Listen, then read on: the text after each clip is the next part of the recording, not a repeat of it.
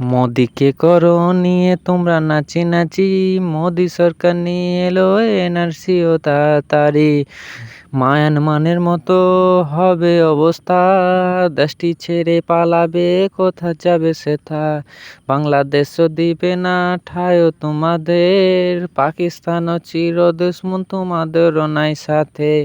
মোদি সরকার এমন ফাঁদ ফেললো এই ভারতে, এনআরসির মাধ্যমে তোমাদের হতে হবে দেশটি ছেড়ে। দেশটি যখন না ছেড়ে যেতে পারবে, তাই দেখে দুজনও বিষ খেলো তাই। এই নিয়ে দেশে ছড়ল মাতামাতি, এনআরসি এনআরসি করে সব মেহের মাথা ব্যথা ব্যথি।